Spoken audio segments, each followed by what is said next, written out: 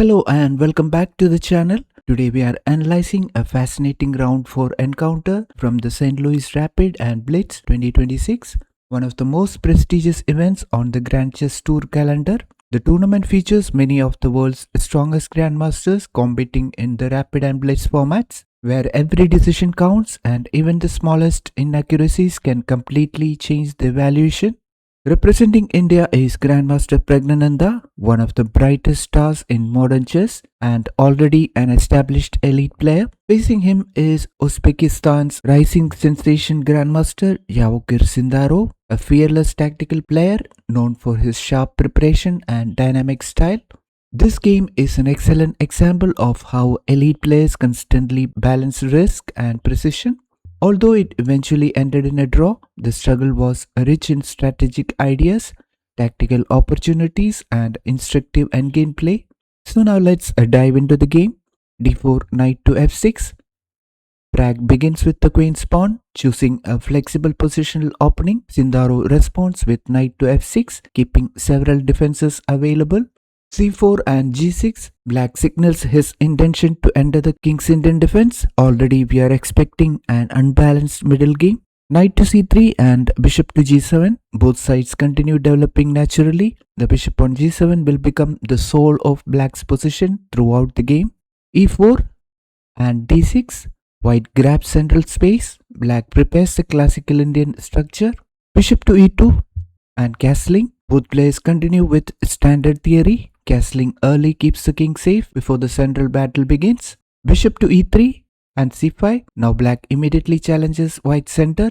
This is one of the principal ideas in King's Indian. d5. Praggnanandhaa advances. The center becomes locked, meaning both sides will now play on opposite wings. Black plays queen to b6, an active queen move. Black attacks b2 while creating tactical pressure. Now queen to d2, defending the pawn while preparing queenside coordination, a very practical move. Now e6, black strikes the center immediately. Sindarov does not waste time. Now h3, a useful waiting move. White prevents knight to g4 and prepares possible kingside expansion. E takes d5, black opens the position. And e takes d5, white keeps a healthy pawn structure and maintains space. Now bishop to f5, excellent development. The bishop becomes active while eyeing important central squares. Engine slightly prefers white, but the position remains extremely playable. Now g4, typical aggressive Praggnanandhaa. He immediately questions the bishop. This signals that white wants the initiative. Now knight to e4, excellent counterplay. Instead of retreating, Sindarov jumps into the center. Classic King's Indian tactics.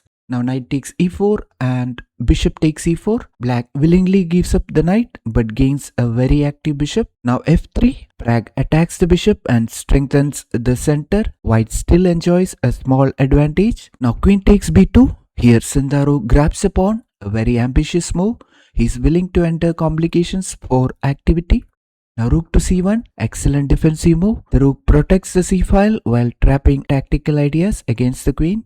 Now bishop takes d5, another active decision. Black wins another pawn while keeping the initiative alive. Now queen takes b2 and bishop takes b2. Queens are exchanged. After the trade, black's bishop lands beautifully on b2. Although black has active pieces, white still has long-term positional compensation. Now rook to c2, attacking the bishop. Pragg begins improving his pieces.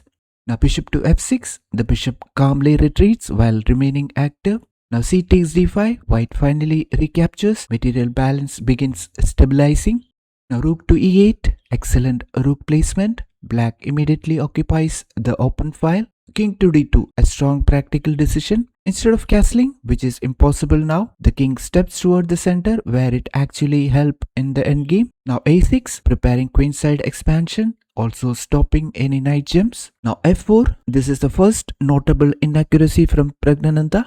The engine but preferred g5, gaining more space and restricting black's pieces, but instead f4 slightly reduces white's advantage.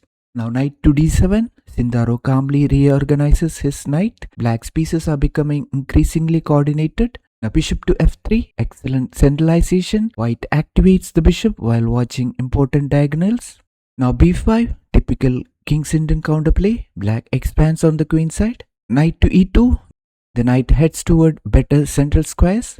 Knight to b6, excellent maneuver. The knight now eyes c4. Bishop to f2, a quite improving move. Now knight to c4 check. Excellent tactical jump. The knight becomes extremely active. Now king to c1. The king calmly sidesteps. No panic. Elite players know when activity matters more than king safety. Now knight to a3. A beautiful knight maneuver. The knight attacks c2 and keeps white tied down. Now rook to d2. White defends patiently. Knight to c4. The knight repeats. Both players are probing for weaknesses. Rook to c2. Pragg mirrors the maneuver. Neither side wants to overextend. Knight to a3. Again the knight returns. The repetition shows how balanced the position has become. Rook to d2. Another repetition. Both players continue searching for improvements. Now knight to c4. Still maintaining maximum activity. Rook to c2. The engine points out a better continuation was rook to d3. Slightly better winning chances for white. Instead, the repetition becomes inevitable. Knight to a3. Threefold repetition is reached. So it was in this position the players agreed to a draw. Now let's take a look at the game summary. This was an extremely high quality strategic battle. Praggnanandhaa gained the more pleasant position out of the opening and appeared to have a small but stable advantage for much of the middle game. Sindarov, however, defended resourcefully using active piece play and excellent knight maneuvers to neutralize white's initiative. Once white missed the stronger g5 and later the more precise rook to d3, black equalized completely and the game naturally drifted into a balanced repetition. Although there were no spectacular sacrifices or mating attacks, this is exactly the kind of game that demonstrates why elite chess is so fascinating. Tiny inaccuracies can slowly transform a promising position into an equal one, and precise defense can be just as impressive as brilliant attacking play. A well-earned draw for both players after a tense strategic battle. If you enjoyed this move-by-move analysis, don't forget to like this video, subscribe to the channel and hit the notification bell so you never miss our latest chess content. Thank you for watching and I'll see you in the next one.